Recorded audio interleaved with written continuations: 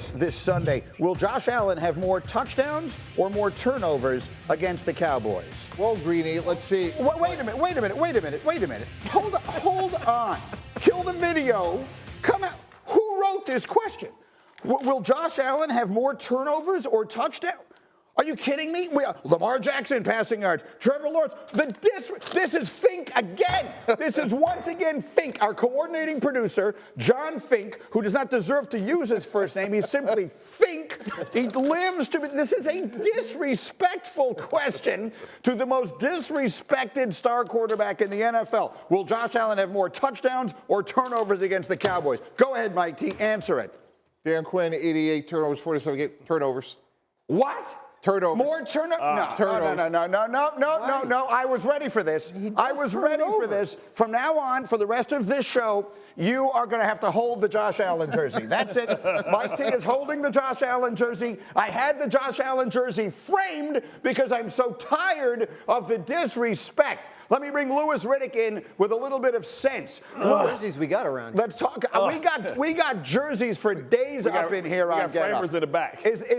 Louis, help me. The voice of you can't. You're not allowed to be seen. You will just be the jersey, and that's it. Louis, help me here.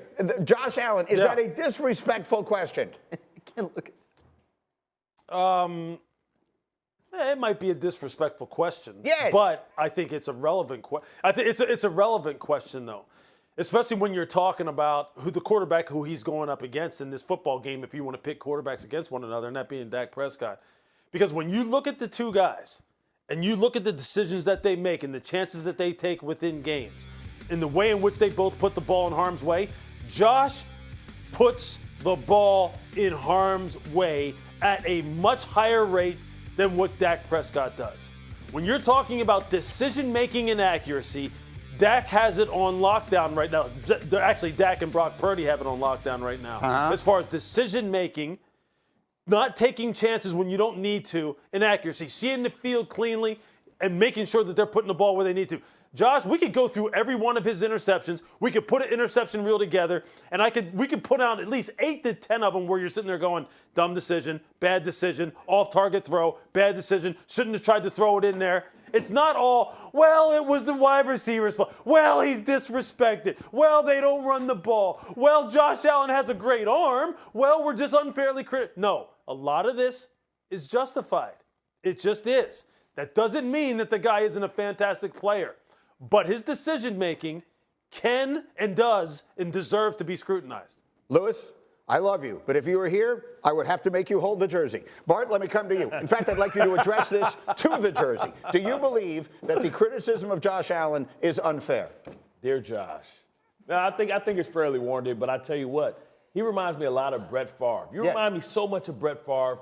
No risky, no bisky, but listen, you can go on stretches where you're the best football player in all the NFL. Yeah. I think this is the week, back against the wall, putting the team on your back with your legs and your arms. You may have a turnover, but that turnover is going to be forgotten because all the other great plays that you're going to make as you outduel the MVP front runner on the other side. Remind everybody that you're not new to this, you're true to this. You got Buffalo this week? Give me the picks. I got Buffalo. Give me the picks. No one else had the Bills earlier this. Oh, Tannenbaum, you stay behind that thing. No. You stay behind that thing. Oh, look at that. Bart is on the Bills. Graziano, what do you think? No, Tannenbaum, you stay behind the jersey. I can't keep looking over here at this jersey. You're going to be.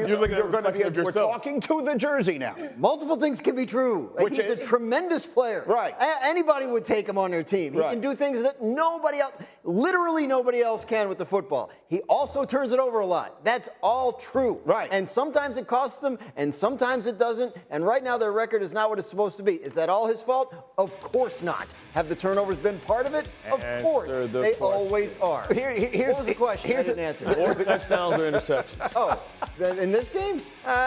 Touchdown. Yeah, look, I mean, here's the point that I made last week.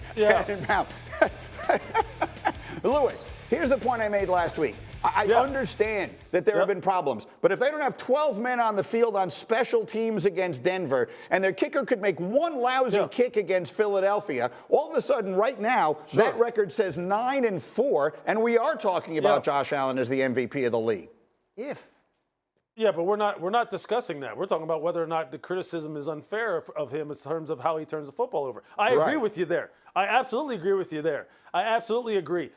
That's why I hate, QB wins as a stat, win-losses as a stat that are attached to quarterbacks. It's dumb. It's ridiculous because we know it's a team game, but we make it a team game right up until it isn't, right up until we need to hang it around someone's neck. And it's always about the quarterbacks. But, and this is unfair. That is definitely unfair when it comes to Josh. But I will say this. His decision-making deserves to be scrutinized. Because, look, right now, the guy who he's going to play against on the other side of the field at quarterback, just watch. When we watch this game and you watch how many passes are thrown that you sit there and go, oh, boy. Oh, man. And if he does turn it over, just analyze why it was turned over, whether it was a bad decision, whether it was an off-target throw. He is not someone that can escape that kind of thing, man. You have to hold him accountable in that way. Can we address the video that just ran on this program for a moment here? Think, what do we have? Just a reel of nothing but his interceptions? He made one of the greatest plays in the history of football the other night, and this is the reel that we have ready to go. Oh, there's Josh Allen getting picked. Oh, there's Josh Allen getting picked. Oh, here's Josh Allen getting picked. He might be the most spectacular player in the National Football League, and we have sat here and shown you nothing but his interceptions. Yeah. I'm telling you right now, this is fake. It is a fake problem. They're not running the same one over and over again here, Greeny. I mean, he did throw all of these interceptions. Did you see that on the bottom? Peyton Manning. Peyton Manning. Peyton Manning, yeah, he was pretty good, too. Yeah, you're all good. Nothing wrong with saying he throws interceptions. He does. Tannenbaum, do you understand the error of your ways? Not really. Carpet Tunnel started. Right, we got an old tennis elbow. Hey, Greeny, can I ask you a question? Lewis, go. Greeny, can I ask you a question? Quick. What about when the interceptions and the turnovers directly lead to points for the opponent, and that's the difference in the game? Is that okay? Is it okay for us to kind of hold them accountable in that way? I can't hear you back here in New York.